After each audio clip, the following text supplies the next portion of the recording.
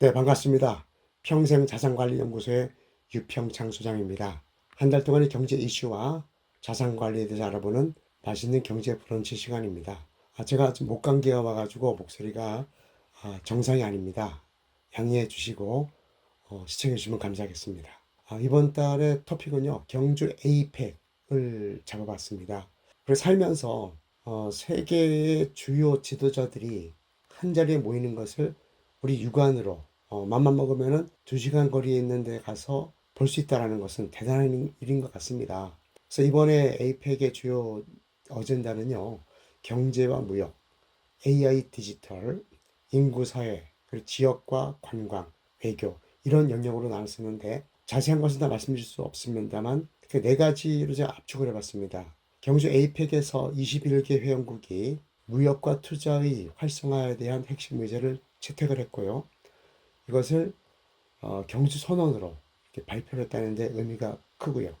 대한상공회의소와 딜로이트에서는요, 이번 행사에 직접 지출 및 중장기 파급을 포함해서 약 7조 4천억의 어떤 그런 경제 효과를 냈다. 이렇게 얘기를 하고 있습니다. 또 역대 최대 규모인 약 60조 원대 방산 수출 가능성도 보도가 되기도 했죠. AI와 자유무역, 포용, 이거 성장축으로 해가지고 외교, 산업 지역을 동시에 업그레이드하고 한국은 AI와 수출과 지역 관광과 방산의 중심 국가로 전략을 실행했다는 데 큰 의미를 두겠습니다. 물론 이 이후에 액션을 들어갈 때 실행될 때 좀 바뀌는 것도 있을 수 있겠죠. 물론 일부 미국과 중국이 갈등으로 인해 가지고 우리가 좀 불이익을 받는 그런 경우가 생길 수도 있겠습니다. 하지만 현 상황에서 나름대로 선방한 그런 에이펙이 아니었겠는가 하는 생각을 해봤습니다.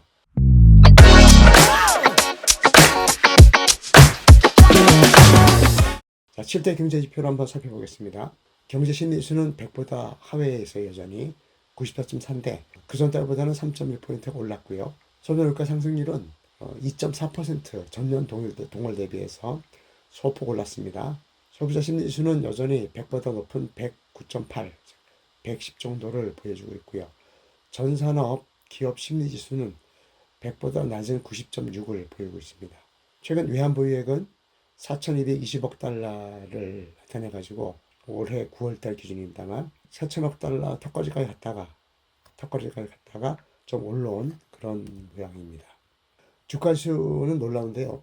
제가 캔들 차트 월봉으로 보고 있는데 코스피가요 9월 말 대비 10월 말 지수가 무려 19.94%, 즉 20% 올랐습니다. 20%포인트가 아니라 20%입니다. 지금은 거의 매일 사상 최고치를 경신하는 중인 것 같습니다. 여러 가지가 이유가 있지만 시중에 M2, 즉 돈이 많이 풀린 것도 있겠고요. 그리고 우리나라 수출 기업들이 상당히 선방하고 있다는 그런 증거가 되겠습니다. 코스닥은 6.94%가 올랐고 다우존스와 나스닥은 각각 2.51과 4.7%가 올랐습니다. 상해 종합지수는 1.85%로 좀 부진했고요. 홍콩 항생은 마이너스 3.53%로 보여주고 있습니다. 금리는요, 3년 만기 국채 수익률이 지난달 평균이 2.6%입니다. 그래서 그전 달에 비해서는 0.136%포인트 올라서 금리는 좀 불안한 모습을 보이고 있습니다. 상호은행의 예금금리는 평균이 2.69%고요. 1년제가 대출금리죠. 코픽스 금리는 잔액 기준이 2.89%, 신규 취급액이 2.52%, 내리고 오르고를 좀 반복하고 있는 모습입니다. 환율은요, 지난달 평균 원달러 환율이 1428원 21전입니다.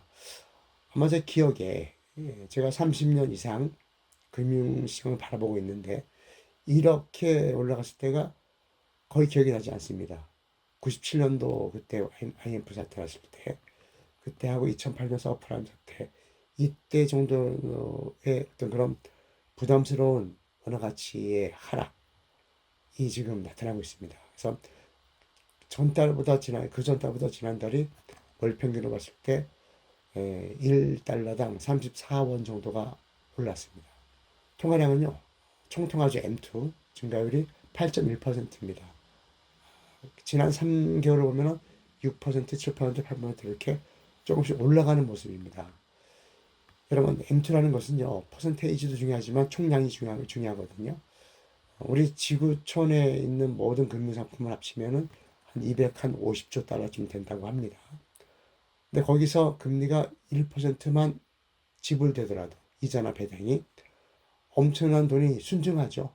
즉, 금융이라는 속성은 이자와 배당을 잉태하고 있기 때문에 산업이 정체하고 있어도 금융소득은 증가하게 되어 있거든요.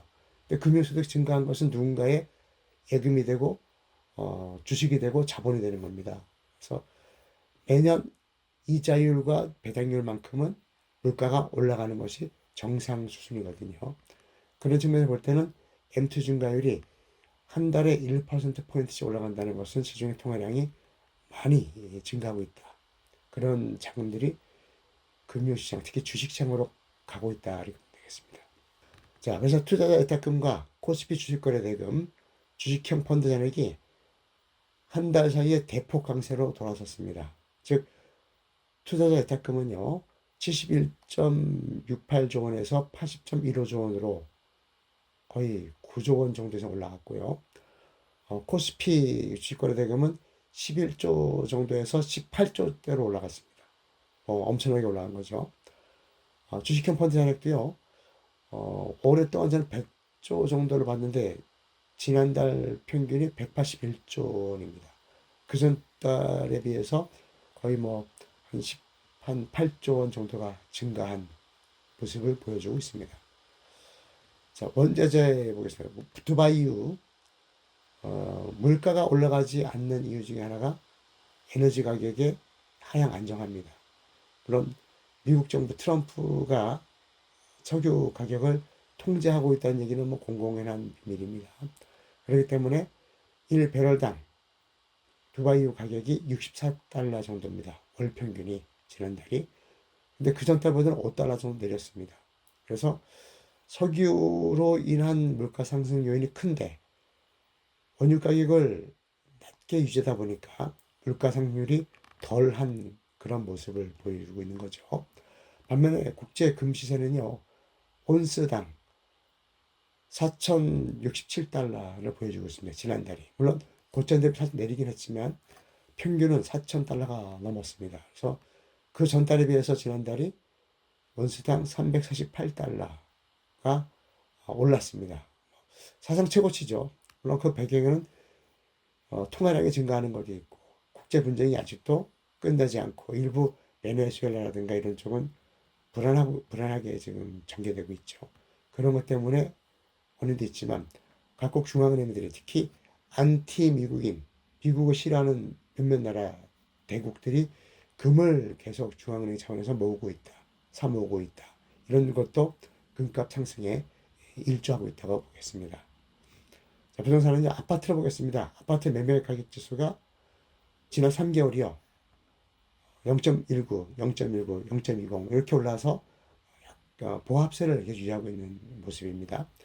아파트 전세 가격은요, 지난 3개월이 0.6%, 0.6% 그리고 지난달은 0.14%에서 증가율은 2배 이상 올라온 약간 불안정한 모습을 보여주고 있습니다. 자, 이번 한 달도 성공적인 그런 자산 관리 하시기 바랍니다. 수고하셨습니다.